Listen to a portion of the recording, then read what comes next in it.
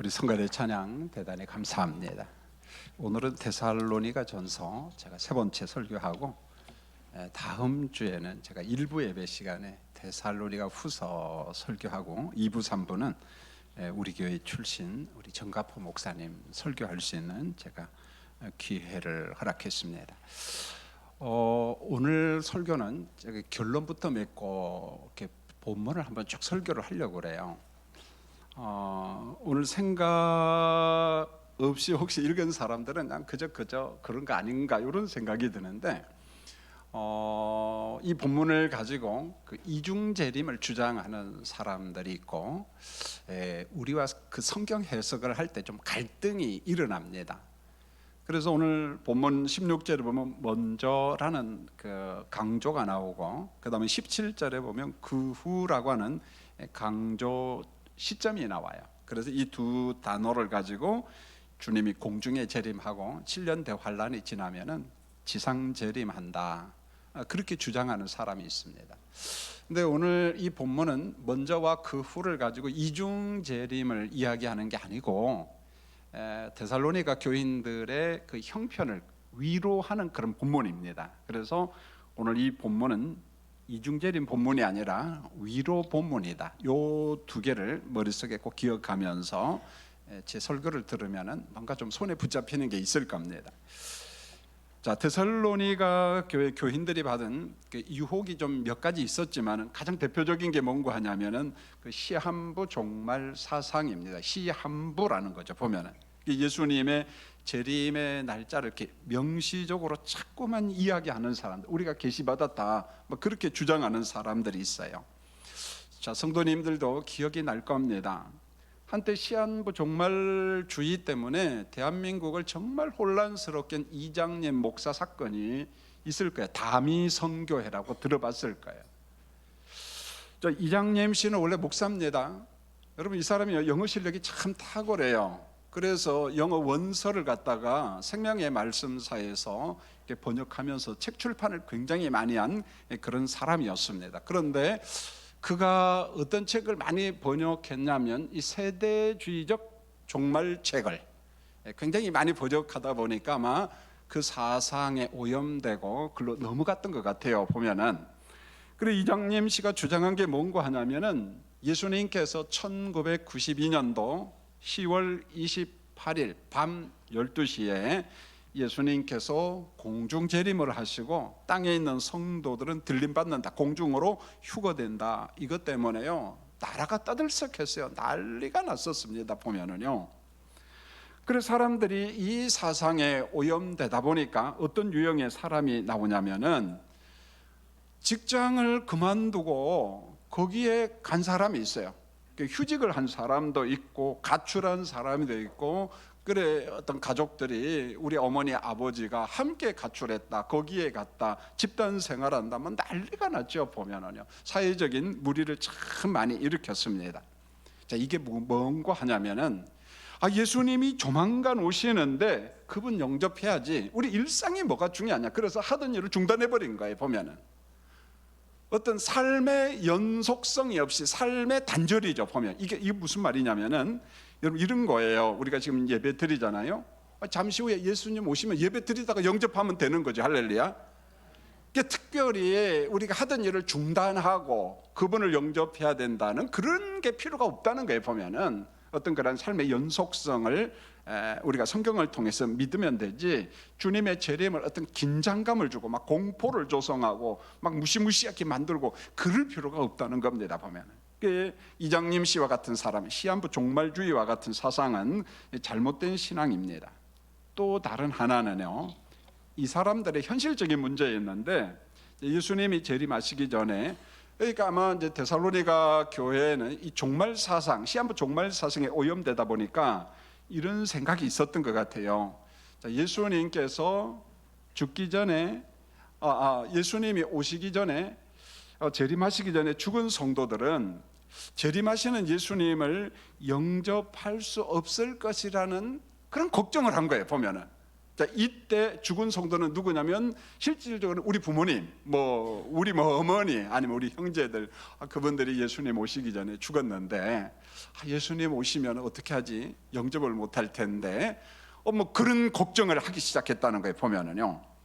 그래서 바울 사도는 걱정하는 데살로니가 교인들을 권면한 거예요. 사실 1호예요. 걱정하지 마세요, 이런 말입니다. 그래서 이미 예수님 안에 죽은 사람들 있어요. 죽은 성도들이 있습니다. 자, 이들이나 예수님이 재림하실 때까지 살아있는 성도들이나 주님을 영접하는 데는 전혀 차별이 없다, 그런 말입니다.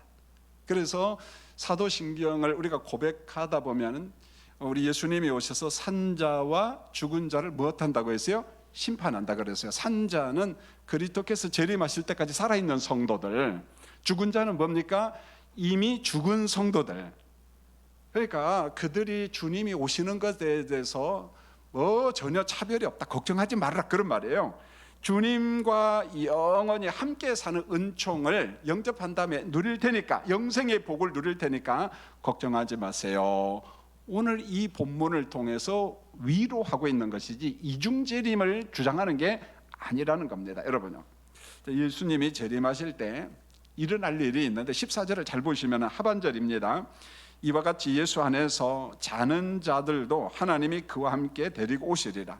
자, 예수 안에서 자는 자들은 누굽니까? 이미 죽은 성도들이에요, 보면은요. 그런데 그 성도들이 영혼은 이미 구원받았지만 몸은 어떻게 됐어요? 죽었습니다. 그런데 죽은 성도들이, 자는 자들이 어떻게 해요? 다 일어난다라는, 부활한다는 말이잖아요. 다 부활한다, 이 말씀을 하고 있어요. 자, 하나님의 품에서 안식의 복을 누리고 있는 성도들은 예수님이 재림하실 때에 주님과 함께 온다, 이 말이에요. 보면 주님과 함께 오신다, 이런 말입니다. 여러분, 성도들의 영혼이 예수님과 함께 낙원에 있다는 증거, 제가 왜 이 말을 하냐면은 가끔 가다가 이렇게 말하는 사람이 있어요. 낙원이 따로 있고 천국이 따로 있고, 이걸 자꾸만 장소를 갖다가 차별화하는 경우가 있어요. 그러니까 카톨릭에서 한때 그 연옥 교리를 주장하고 그 다음에 천국 교리를 주장하잖아요. 장소에 차별하거든요, 보면은요. 그래서 그 영향을 받아서 그런지 모르지만은 낙원 따로 천국 따로 이렇게 자꾸 구별하려고 하는데, 과연 그런 구별이 성경에 있는가? 없어요, 보면은요. 오늘 제가 선명하게 이야기할 테니까 한번 들어보세요. 자, 먼저 누가복음 23장 39절로 43절에 보면 예수님이 낙원이라는 이야기를 합니다. 보면은, 자, 예수님께서 이제 십자가에 죽으실 때 두 명의 강도가 함께 십자가에 매달리죠. 여러분, 십자가에 매달리는 것으로 봐서 아마 정치범인 것 같아요, 보면. 그렇지 않으면은 십자가에 죽이지 않거든요, 보면은. 그런데 그 두 강도를 가만히 보면 한 강도가 예수님을 막 조롱합니다. 빈정거리는 거죠, 보면은요. 뭐라고 이야기하냐면, 너도 구원하고 우리도 구원하라. 당신 죽은 자도 살리고 기적도 많이 베풀고 했는데 이렇게 십자가에서 죽냐? 그 바보 같은 거 아니냐? 그러니까 너도 좀 구원하고 이왕이면 우리도 좀 살려줘라. 한 강도가 이렇게 빈정거리고 막 조롱을 했어요. 자, 그랬더니 옆에 있는 다른 강도는 조롱하는 강도를 책망합니다. 아주 좀 쓸만해요. 정신 바짝 차린 것 같아요. 이렇게 말을 합니다. 우리는 행한 일에 보응을 받는다. 우리는 못된 짓 했으니까 보응 받는 거 당연한 것 아니냐. 그러나 이 사람 예수님은 옳지 않은 일이 없다, 그렇게 이야기를 합니다. 그리스도에 대해서 옳지 않은 일이 없다라고 이야기합니다. 이때 주님 앞에 간청을 합니다. 이 사람이, 예수여 당신의 나라에 임하실 때 나를 기억하소서. 당신의 나라라는 말은 말 그대로 킹덤 오브 갓이거든요. 하나님의 나라에 대해서 어떻게 하는지 이런 지식이 있어요. 이 사람이 당신의 나라에 임하실 때 나를 기억하소서. 이때 예수님이 말을 합니다. 그러니까 성경에는 단순하게 나오지만은 기사가 이런저런 좀 대화가 있었던 것 같아요. 보면 어떤 신앙 고백 같은 것도 있고요. 자, 내가 진실로 내게 이르노니 오늘 내가 나와 함께 낙원에 있으리라 하시는, 예수님이 그렇게 말해요. 한 강도한테 오늘 네가 나와 함께 어디 간다? 낙원에 있으리니, 이렇게 말합니다. 그러면은 어떤 사람이 낙원에 가느냐는 거예요. 누가 낙원에 가느냐. 자, 이것에 대한 여러 가지 설명이 있지만은 오늘은 핵심만 몇 가지 이야기하려고 합니다. 자, 계시록 2장 7절 성도님들 여기 보면 낙원 기사가 또 나와요. 자, 스크린 보고 읽겠습니다. 시작. 귀 있는 자는 성령이 교회들에게 하시는 말씀을 들을지어다. 이기는 그에게는 내가 하나님의 낙원에 있는 생명나무 열매를 주어 먹게 하리라. 자, 사도 요한이 받은 계시의 말씀인데 이기는 그에게는 내가, 주님이 하나님의 낙원에 있는 뭘 먹는다고 했어요? 생명나무 열매를 주어 먹게 하리라. 그러니까 낙원, 하나님의 낙원에는 뭐가 있어요? 생명나무 열매가 있다는 거예요. 아하, 낙원에는 생명나무 열매가 있구나. 그러면은 이긴 자가 누구냐? 단순하게 예수 믿는 자예요. 인침받은 백성입니다. 그래서 말씀대로 하나님을 신뢰하고 그리스도를 의존하고 이단들을 막 대적하고, 이때 에베소 교회를 공격하는 적그리스도와 거짓 선지자는 누구냐면 자칭 사도라고 하는 사람들, 그리고 니골라당과 같은 사람들, 이들을 대적한 거예요. 이단들을 대적한 겁니다. 거짓 선지자들을 이겨낸 거예요, 보면은. 그러니까 이 땅에 살면서 이긴 자, 믿음으로 승리한 자들이 어디에 가냐면 하나님의 낙원에서 생명나무 열매를 먹고 영생의 복을 누리라, 그렇게 이야기합니다. 그런데 낙원, 생명나무 요 정도만 나오는데 계시록 22장 1절로 5절 말씀이 길기 때문에 1절 2절만 한번 읽어보면 낙원에 대한 보충 설명이 나와요. 보면은요. 자, 성도님들 읽겠습니다. 시작. 또 그가 수정같이 맑은 생명수의 강을 내게 보이니 하나님과 및 어린 양의 보좌로부터 나와서 길 가운데로 흐르더라. 강 좌우에 생명나무가 있어 12가지 열매를 맺되 달마다 그 열매를 맺고 그 나무 잎사귀들은 만국을 치료하기 위하여 있더라. 자, 문장을 한번 잘 보시면은 하나님의 나라에 하나님의 보좌, 어린 양의 보좌가 있는데 그 보좌로부터 생수의 강이 흘러요. 강이 흐르고 생명수 강물이 흐르고 강 좌우에 생명나무가 있고 12가지 열매를 맺습니다. 그리고 그걸 먹어요. 그 다음에 그 잎사귀로 말미암아 만국을 치료한다 그랬어요. 여러분, 만국을 치료한다니까 병 고친다 그런 말이 아니고 하나님의 나라 백성들이 강건하게 살 수 있도록 하나님이 역사한다는 거예요. 보면은요. 자, 이 정도 보고 나니까 예수님이 말씀한 강도에게 나와 함께 낙원에 있으리라 그랬는데 계시록 2장 7절에 보면 이긴 자가 낙원에 있는데 그 낙원에는 뭐가 있다고 그랬어요? 생명나무 열매. 그런데 계시록 22장에 보면은 그 낙원에는 뭐가 있냐면 생수의 강이 흐르고 강 좌우에 생명나무 열매가 있고 거기에서 먹고 강건함의 복을 누리리라, 이렇게 말했어요. 그렇다면은 성경에 보면 연결이 되잖아요. 낙원은 어떤 것이냐면 생명수 강이 흐르고 무슨 나무가 있어요? 생명나무 열매가 있고 거기에서 하나님의 나라 백성들이 강건함의 복을 누리는 하나님의 나라, 새하늘과 새 땅, 그런 겁니다. 그러니까 낙원, 천국, 하나님의 나라, 새하늘과 새 땅은 똑같은 말이에요. 그걸 갖다가 그렇게 표현한 겁니다. 그러면은 낙원에는 누가 가느냐? 아마 제가 강단에서 몇 번 설교했는지 모를 정도 많이 했습니다. 그런데도 가끔 제 가슴이 답답할 때가 있는데, 예수 믿고 구원받고 천당 갑니다 그러면은 꼭 한 명이 그래요. 글쎄요, 목사님 가보셨어요? 죽어봐야 알죠? 아, 그러면 제가 가슴이 메어집니다. 여러분, 오늘은 그런 사람이 없어야 돼요. 여러분, 계시록 14장 3절에 보니까 낙원은, 하나님의 나라는 땅에서 속량함을 받은 14만 4천 명이 들어가서 새 노래를 배우며, 그렇게 말했어요. 그러면 목사님 14만 4천 명 몇 명 안 되잖아요. 천국 가는 사람 몇 명 안 돼요. 이게 그 말이 아니잖아요, 계시록에서. 그래서 계시록 9장 7절에 보면은 14만 4천 명에 대한 보충 설명이 나오는데, 각 나라와 족속과 방언에서 아무도 셀 수 없는 큰 무리. 이 14만 4천 명이라는 말은 문자적인 숫자가 아니고 거기에 이제 뜻풀이를 해야 됩니다. 그건 좀 생략하고 넘어가고 큰 무리라는 거죠. 각 나라와 각 족속과 방언들 가운데 아무도 셀 수 없는 큰 무리가 하나님의 나라에서 새 노래를 부르고 하나님을 찬양하고 경배한다, 그런 말입니다. 그러므로 하나님의 나라 들어가는 이 구원은 어디에서 확정되냐면은, 여러분 어디에서 확정돼요? 우리가 살고 있는 땅에서 확정됩니다. 어디서 확정되냐면 여기에서 확정이 돼요. 자, 확인하겠습니다. 여러분 예수님의 십자가와 부활 믿죠? 네. 아멘. 그러면은 성령 안에서 내가 구원 받았음을 확신합니다. 아멘. 이 땅에서 확신하는 거예요, 우리가.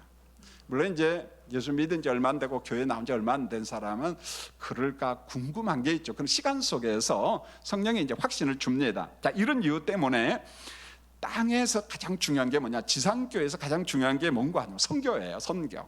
누가 무슨 말해도 선교보다 앞장서는 건 아무것도 없어요, 보면은. 여러분 교회가 크게 성장하고 멋지게 건축하고 많은 교인들이 모이고 많은 예산이 모이고 많은 프로그램이 있는 것도 선교의 도구로 사용돼야지 그 자체가 목적이 되면 안 된다는 겁니다. 그래서 교회의 최대 사명은 뭐냐면 주님이 명령한 선교 명령이에요. 여러분 마태복음 24장 14절에 보면은 이 천국 복음이 모든 민족에게 증거되기 위하여 온 세상에 전파되리니 그제야 끝이 오리라. 여러분 잘 보세요. 이 천국 복음이 어디에 증거된다고요? 모든 민족에게 복음이 다 증거가 되면은 그제야 끝이 되리니, 누가 오신다고? 이 땅에 예수님이 오셔야. 보면 여러분 그러면 이 땅에 민족 개념은 좀 포괄적인 개념입니다. 종족 개념으로 보는 게 좋아요. 종족. 그래서 선교와 관련된 그룹에서 보고한 걸 보니까 이 세상에는 몇 종족이 있냐? 보통 12,000 종족이 있는 걸로 봐요. 12,000 종족.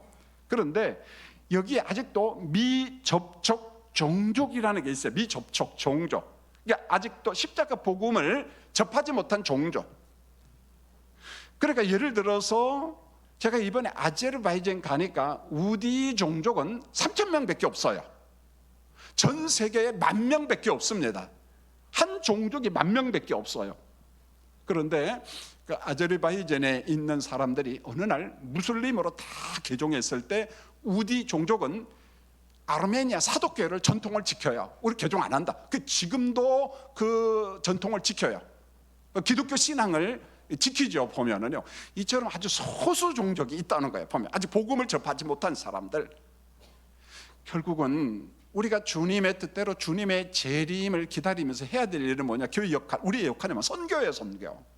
이것보다 더 시급한 건 없다는 겁니다. 보면은 그 다음에 15절에 보면은 재림의 공세가 언제나 성경에서 뭐라고 이야기하느냐, 그게 중요합니다. 우리가 주의 말씀으로 너희에게 이것을 말하노니, 이렇게 말했습니다. 자, 오늘 바울 사도가 걱정하는 데살로니가 교인들에게 여러분들에게 이것을 말한다라고 했을 때는 예수님의 재림과 그리스도의 영접을 이야기하면서 산자와 죽은 자 이야기를 하고 있어요. 지금 이것이 뭐냐? 재림과 영접을 이야기하면서 예수님이 오실 때까지 이 땅에 살아있는 자와 주님이 오시기 전에 이미 죽은 성도들, 자, 그들이 예수님을 어떻게 영접하냐? 차별이 있느냐? 차별이 없다. 내가 지금 이것을 말한다, 그런 말입니다. 그래서 예수님이 강림하실 때까지 우리 살아남아 있는 자도, 이 땅에 주님이 오실 때 살아남아 있는 자도 자는 자보다, 죽은 자보다 결코 앞서지 못하리라, 이렇게 말해요. 여러분 이 15절이 왜 나왔는가? 13절에서 이미 설명을 했는데 한 번 더 강조를 합니다. 데살로니가 교인들 가운데 주님이 재림하실 때까지 살아있는 사람들은 예수님을 영접할 수 있는데, 이미 죽은 우리 어머니, 우리 아버지, 우리 형제들, 이 사람들은 어떻게 되는 거야? 영접하지 못하는 것 아니야? 그런 근심, 걱정, 그런 의심이 있었다는 거예요. 그러니까 오늘 바울 사도가 제발 그런 걱정하지 말아라, 그 이야기를 하고 있습니다. 땅에 살아있는 자들도, 그 다음에 죽은 성도들보다도 결코 앞서지 못한다. 살아있기 때문에 그 사람만 예수님을 영접하고 죽은 자들은 영접하지 못한다, 그런 법 없다는 거예요. 둘 다 차별이 없이 예수님을 영접하니까 걱정하지 마세요. 걱정 마세요. 위로하고 있는 겁니다. 자, 그러면은 예수님이 재림하실 때 그 환경, 그 상태에 대한 설명이 16절 전반절에 간단하게 나와요. 주께서 호령과 천사장의 소리와 하나님의 나팔 소리로 친히 하늘로부터 강림하시리니, 이렇게 말합니다. 이거 뭐 설명 안 해도 되잖아요. 그러니까 주님이 재림하실 때 그 장엄함, 그래서 천사와 천사장들의 어떤 나팔 소리, 그 다음에 찬양, 뭐 대단한 거죠. 그래서 칼빈은 이 본문을 포괄적으로 해석했어요. 하나님의 임재와 영광을 알리는 장엄한 소리, 그렇게 이야기합니다. 아주 장엄한 그런 찬양의 소리가 있다, 이렇게 말합니다. 자, 예수님이 재림하실 때 16절 하반절을 잘 보시면 성도들의 몸의 부활을 이야기합니다. 신령한 몸의 부활이죠. 자, 그리스도 안에서 죽은 자들이 먼저 일어나고, 자, 여기에서 우리가 조금 더 깊이 해석을 해야 되는데, 고린도전서 15장 44절에 보면 이때 몸, 주님이 재림하실 때 죽은 자들이 신령한 몸으로 부활합니다. 썩음이 없는 몸, 영광의 몸으로 부활해요. 자, 이때 부활한 이 몸은 이때로부터 죽음이라는 게 없습니다. 죽음이란 자체가 없어져요, 이제는요. 자, 성도님들 한번 물어보겠습니다. 원래 아담과 하와를 창조했을 때는 죽음 자체가 있었어요, 없었어요? 성경에? 없었어요. 그런데 선악과 열매를 따서 먹으면 정령 반드시 죽으리라. 그러니까 죄 때문에 우리 인류에 뭐가 들어왔어요? 죽음이 들어왔어요. 그렇다면은 완성된 하나님의 나라 본래 모습을 회복하면은 뭐가 없어져야 돼요? 죽음이 있으면 안 되죠. 죽음이 없어집니다. 그래서 재림 때문에, 죄 때문에 들어온 죽음이 고린도전서 15장 54절에 보면 예수님의 재림과 함께 사망을 삼키고 이기리라 그랬어요. 사망을 어떻게 해요? 삼켜버린다는 거예요. 사망을 완전히 삼켜버린다. 그래서 재림 이후부터는요, 그 사람이 새하늘과 새 땅에 살든지 아니면 반대편 영벌의 삶을 살아가든지 죽음이라는 게 있다는 말입니까? 이제 없다는 말이에요. 없어요. 하나님의 나라 살아도 죽음이 없고, 영벌의 심판을 받은 사람에게도 뭐가 없다는 거예요? 죽음 자체가 없다는 거예요. 그냥 영벌의 고통을 당하는 거고, 한 종류의 사람은 영생의 복을 누리는 겁니다. 죽음 자체가 없어진다는 거예요. 성도님들, 이게 바로 고린도전서 15장 44절 이렇게 되죠. 자, 계시록 21장 4절에도 보면은, 그래서 이 완성된 하나님의 나라에 거하는 성도들의 삶의 형태가 나와요. 삶의 형태, 이 땅하고는 전혀 달라요. 전혀 다릅니다. 그래서 완성된 나라에서는 인간관계로 인한 눈물이 없습니다. 여러분, 세상에서 참 살기 힘든다는 게 관계가 참 복잡해요. 미묘하기도 하고, 오늘은 친구였는데 내일은 왼수고, 그 다음에 모레는 또 친구고 또 왼수고, 막 그래 보면은요, 인간관계가 얼마나 복잡한지 몰라요, 보면. 여러분, 이뿐만 아니라 우리가 이 땅에서 참 피곤하고 고통스러운 게 뭐냐면 죽음이라는 거죠. 사망이라는 겁니다. 여러분, 이뿐만 아니고 우리가 몸이 아파서 병원에 입원하고 또 수술을 받고 이런 아픔들이 있잖아요. 그런데 완성된 나라에서는 이와 같은 옛 상태의 모습이 있다는 거예요, 없다는 거예요? 없습니다.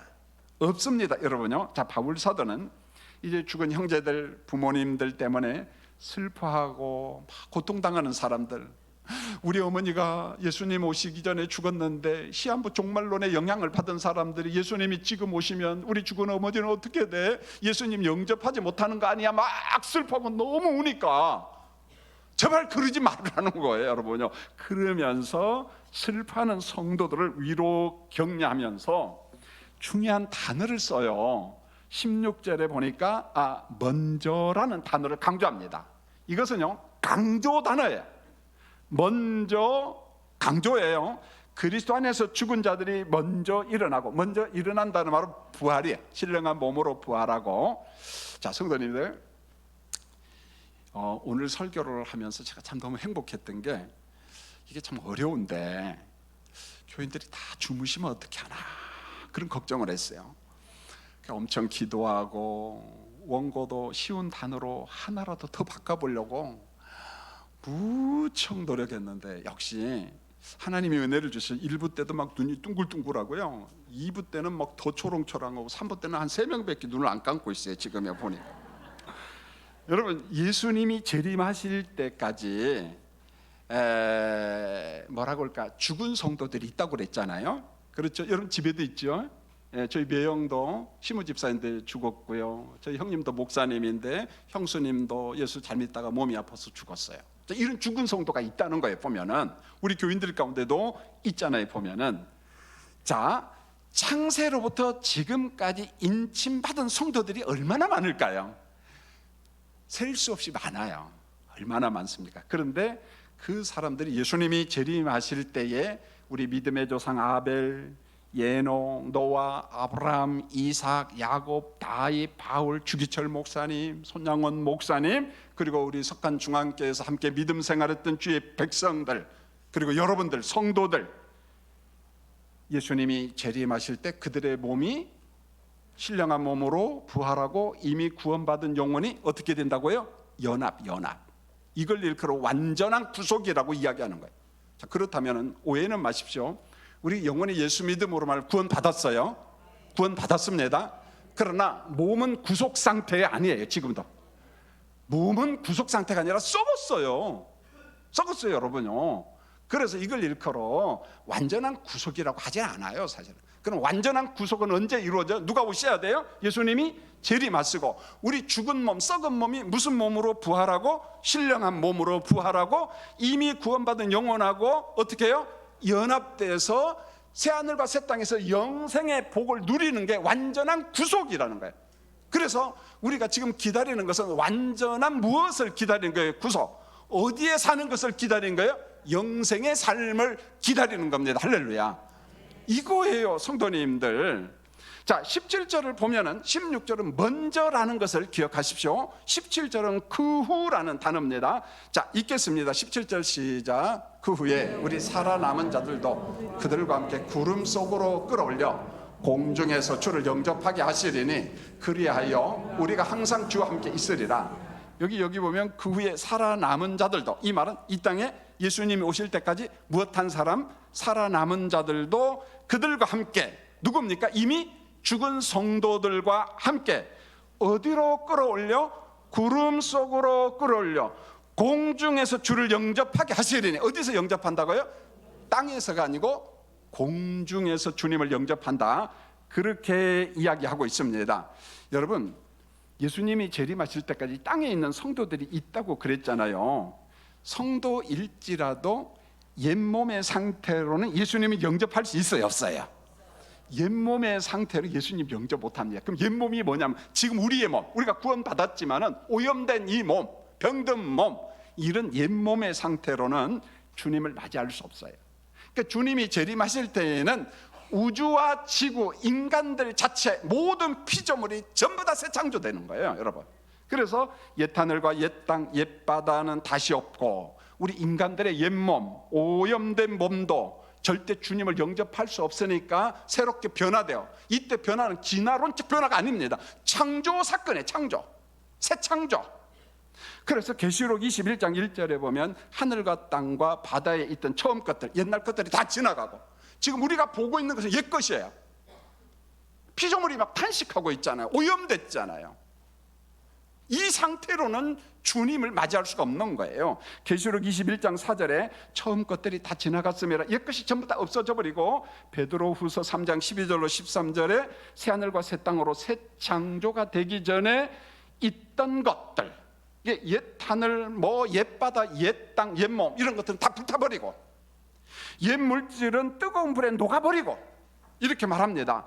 사람들의 옛 몸도 신령한 몸으로 변화되고, 이 말입니다. 여러분, 우주와 지구는 예수님이 오실 때 리모델링 정도가 아니라 완전히 새 창조예요, 여러분요. 예. 다시 리모델링해서 쓰는 지구가 아니라는 거예요, 여러분요. 우리 몸도 리모델링 한 게 아니라 완전 새 창조라는 것입니다. 새 창조. 오늘 이 이야기를 하고 있습니다. 새롭게 창조된 새하늘과 새 땅에서 새롭게 변화된 신령한 몸으로 영생의 삶을 살아가는 겁니다.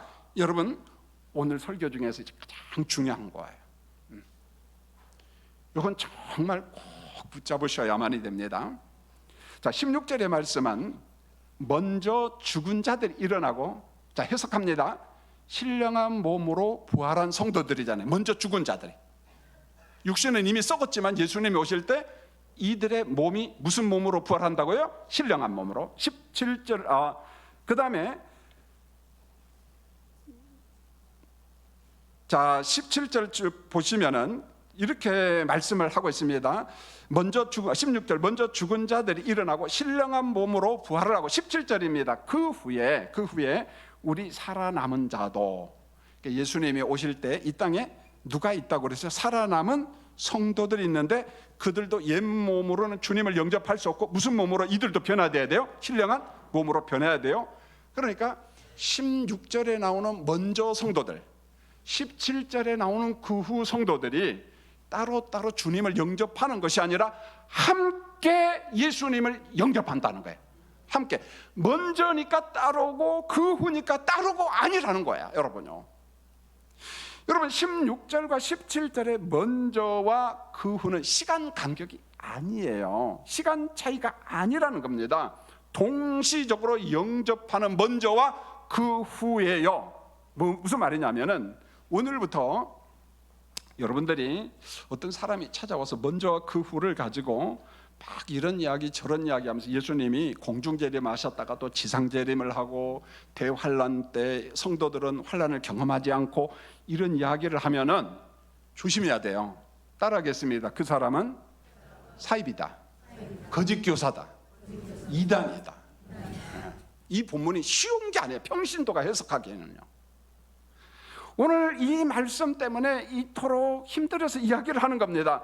제가 먼저와 그 후를 강조하는 이유가 있는데 여기에서 이단과 사이비와 거짓 교사와 적그리스도들이 많이 나와요, 여러분요. 자, 일부 세대주의자들, 제가 일부 세대주의라고 하니까 세대주의는 이단이다 그런 말이 아니에요. 자, 세대주의자 가운데도 전천연설을 주장하는 정통신학자들이 있어요. 그런데 세대주의자들 가운데에 이중재림을 주장하는 사람들, 이단, 거짓교사들이 참 많이 나오는데 그러면은 성도들이 아마 세대주의 하면 목사님 그게 무슨 말이요? 그럴 겁니다. 자, 저를 들어보십시오. 세대주의라는 말은 제너레이션, 한 세대 한 세대. 그래서 이 사람들은 7세대를 주장해요. 창조부터 재림까지, 새하늘과 새 땅, 천년왕국까지를 그 7세대를 주장하면서 이렇게 말합니다. 듣기만 해요. 암송 안 해도 돼요. 무제시대, 양심시대, 인류 통치시대, 약속시대, 율법시대, 은혜시대, 왕국시대. 그러면서 이제 연속성을 주장하지 않고 단절을 주장하는, 별개다 그렇게 이야기하는 거예요. 그러다 보니까 이 먼저와 그 후를 시간 간격으로 보고, 우리가 볼 때는 그렇게 보여요. 문장 자체가 그렇게 보고 예수님의 이중재림을 주장해요. 예수님을 이중재림.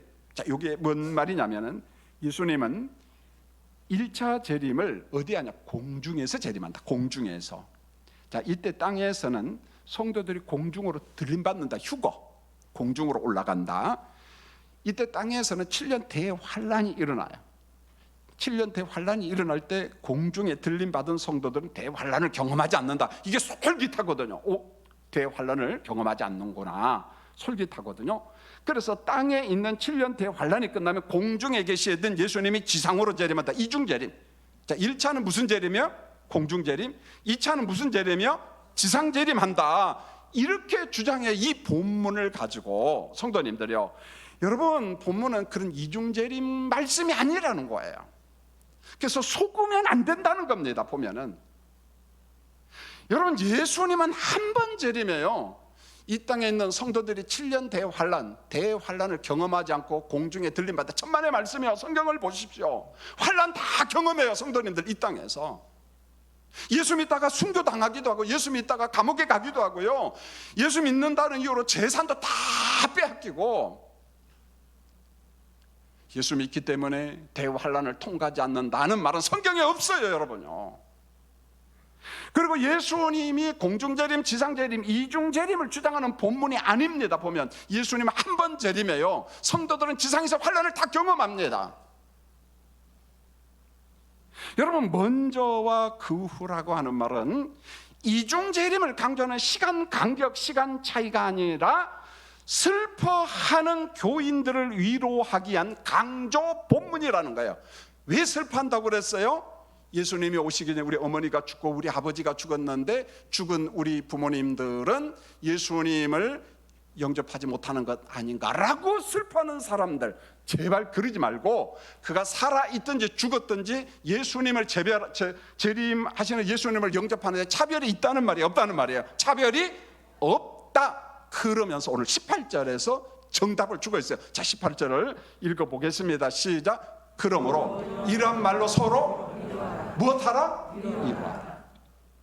여러분, 먼저와 그 후는 시간 차이, 시간 간격이 아니고 주님이 이중 재림한다 그 말이 아니고, 여러분, 먼저와 그 후는 그저 위로하기엔 강조점이라는 거예요. 강조.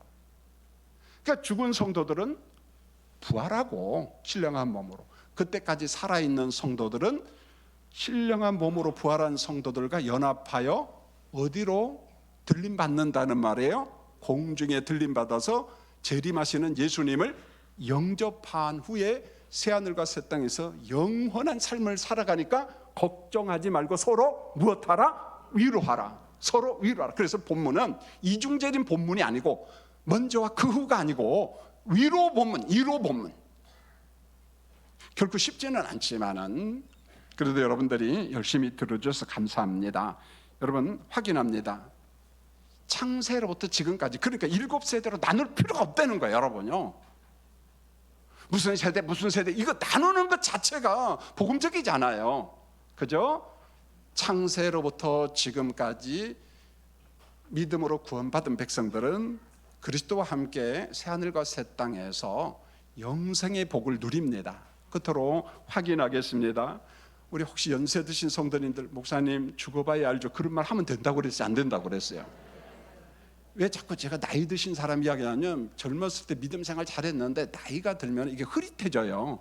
그러니까 글쎄요 죽어봐야 알죠 한다고 해서 제가 그 사람 불신자다 그렇게 말하는 건 아니고, 그런데 좀 확신은 있어야 되지 않겠어요? 그렇죠?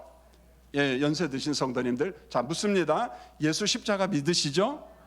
그리스도의 부활을 믿습니까? 성령께서 우리에게 그런 믿음을 주셨어요. 우리 인침받은 거룩한 백성으로 새하늘과 새 땅이 여러분의 것입니다. 내 것입니다. 예, 그래 서로 위로하라, 위로하라, 그렇게 말한 거예요. 기도하겠습니다. 하나님, 우리 아버지, 쉽지 않은 설교지만 또 그렇게 어렵지도 않아요. 그러나 이 본문을 가지고 자꾸만 거짓말을 하고 긴장감을 조성하고 공포를 조성하고 뭐 베리칩을 받아야 된다, 뭐 쓸데없는 소리 하는 사람들에게 자꾸만 넘어가요. 오 성령님, 하나님 말씀에 붙잡히는 우리 교인들이 되게 하시고 이단과 거짓 교사에게 넘어가지 않도록 도와주시옵소서. 우리는 예수 안에서 구원받았어요. 새하늘과 새 땅이 믿는 자의 것입니다. 예수님의 이름으로 기도합니다. 아멘.